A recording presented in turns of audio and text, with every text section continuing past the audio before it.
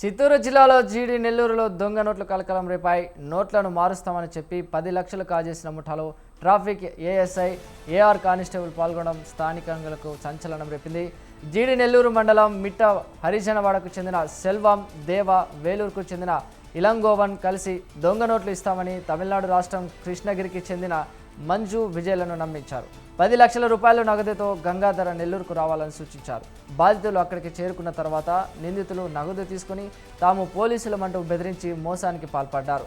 అనంతరం బాధితులు జీడి నెల్లూరు పోలీస్ స్టేషన్లో ఫిర్యాదు చేశారు. దీంతో పోలీసులు దర్యాప్తు చేపట్టి నిందితులను అరెస్టు చేశారు.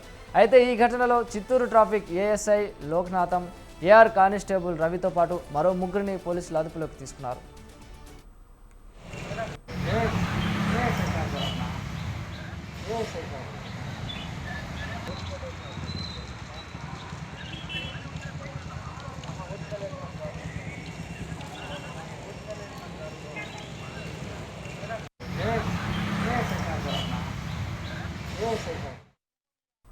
చిత్తూరు జిల్లాలో జీడి నెల్లూరులో దొంగ నోట్ల కలకలం రేపాయి. నోట్లను మారుస్తామని చెప్పి 10 లక్షలు కాజేసిన ముఠాలో ట్రాఫిక్ ఏఎస్ఐ ఏఆర్ కానిస్టేబుల్ పాల్గొనడం స్థానికులంగా సంచలనం రేపింది.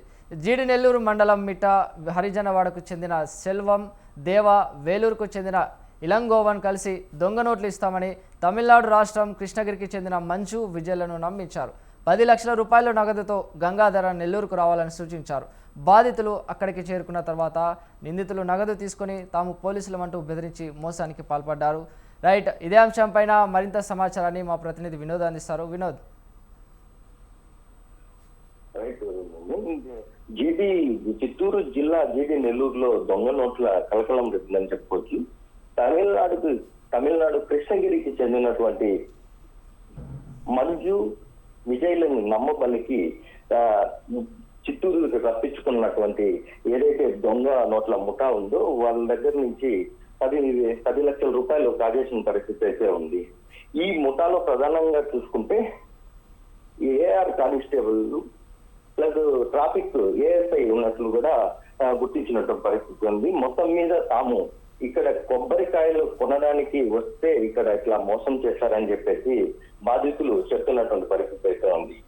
ఏదేమైనప్పటికీ చూసుకున్నట్లయితే సామాన్యుల్ని రక్షించాల్సినటువంటి పోలీసులే ఇలా దొంగతనాలకు ఇట్లా నేరాలకు పాల్పడుతుండడంతో సామాన్యులు కొద్దిగా ఆవేదన వ్యక్తం చేస్తున్నటువంటి పరిస్థితి ఉంది.